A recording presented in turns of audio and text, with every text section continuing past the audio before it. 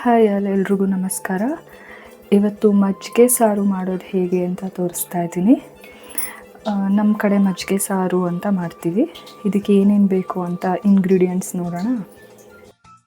ಬೇಕಾಗಿರೋ ಸಾಮಗ್ರಿಗಳು, ಇಲ್ಲಿ 1 ಕಪ್ ತೆಂಗಿನಕಾಯಿ, ಜೊತೆಗೆ ಇದು ನೆನೆಸಿರೋ ಅಕ್ಕಿ ಒಂದು 15 to 20 ಮಿನಿಟ್ಸ್ ನೆನೆ ಹಾಕಿ ನೀರು ತೆಗೆದಿದ್ದೀನಿ.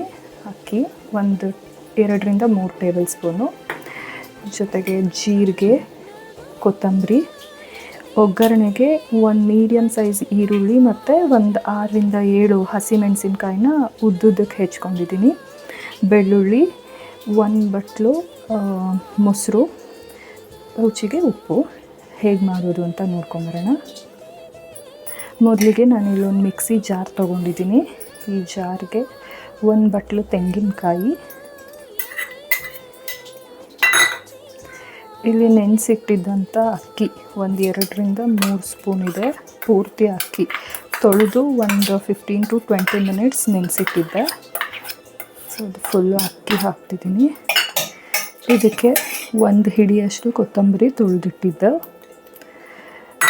ಒಂದು 3 to 4 ಬೆಳ್ಳುಳ್ಳಿ, 1-1.5 ಸ್ಪೂನ್ ಜೀರಿಗೆ, ರುಚಿಗೆ ಎಷ್ಟು ಬೇಕೋ ಅಷ್ಟು ಉಪ್ಪು. ಇದಕ್ಕೆ ಫಸ್ಟು ನೀರು ಹಾಕಿ ರುಬ್ಬೋದು ಬೇಡ. ಒಂದು 2 to 3 ಸ್ಪೂನ್ ಮೊಸರು ಹಾಕಿನೇ ನುಣ್ಣಗೆ ರುಬ್ತಾ ಇದ್ದೀನಿ. ಇದನ್ನು ಫುಲ್ಲು ಪೇಸ್ಟ್ ಆಗಬೇಕು. ಸೊ ಬನ್ನಿ ಇದನ್ನು ರುಬ್ಕೊಂಡು ಬರೋಣ. ಇದು ನೋಡಿ, ಇದು ಕಂಪ್ಲೀಟ್ ಪೇಸ್ಟ್ ಆಗಿದೆ.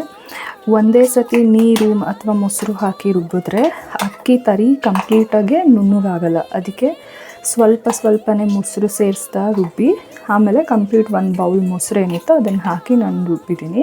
ಇದು ಕಂಪ್ಲೀಟ್ ಇವಾಗ ಪೇಸ್ಟ್ ಆಗಿದೆ. ಇದನ್ನು ಒಗ್ಗರಣೆ ಮಾಡೋಣ. ನಾನಿಲ್ಲಿ ಒಂದು ಪಾತ್ರೆಗೆ ಎಣ್ಣೆ ಹಾಕಿ ಕಾಯಕ್ಕೆ ಇಟ್ಟಿದ್ದೀನಿ. ಸೊ ಎಣ್ಣೆ ಕಾದಿದೆ. ಅದಕ್ಕೆ ಸ್ವಲ್ಪ ಸಾಸಿವೆ ಸಿಡಿಯುವಾಗ ಕೊತ್ತಂಬರಿ, ಕರಿಬೇವು, ಜೊತೆಗೆ ಕಟ್ ಮಾಡಿರೋ ಹಸಿಮೆಣಸಿನ್ಕಾಯಿ ಮತ್ತು ಈರುಳ್ಳಿ ಸೇರಿಸ್ತಾ ಇದ್ದೀನಿ.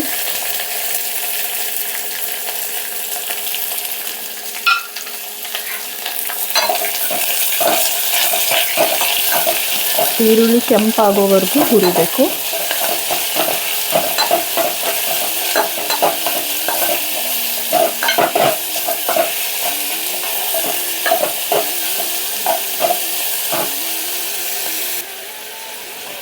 ಈರುಳ್ಳಿ ಇವಾಗ ಫುಲ್ ಕೆಂಪಗಾಗಿದೆ.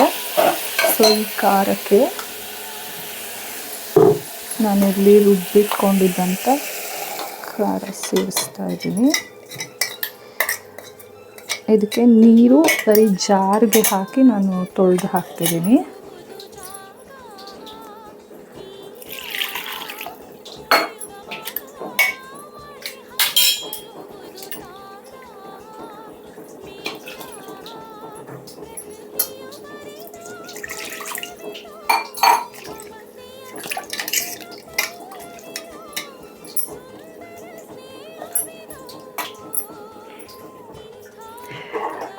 ಇದಿವಾಗ ಈ ಕನ್ಸಿಸ್ಟೆನ್ಸಿ ಇದೆ.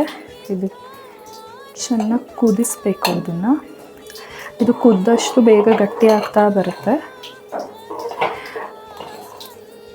ಇದನ್ನು ತಿರುಗ್ಸೋದು ಕೈ ಬಿಟ್ಟರೆ ನಾವು ಅಕ್ಕಿ ಹಾಕಿರೋದ್ರಿಂದ ಅದು ಗಂಟಾಗಿ ತಳ ಹಿಡಿತಾ ಬರುತ್ತೆ. ಸೊ ಇದು ಕಂಪ್ಲೀಟಾಗಿ ಕುದಿಯೋವರೆಗೂ ಸ್ವಲ್ಪ ಬಿಟ್ಟು ತಿರುಗಿಸ್ತಾ ಇರಬೇಕು.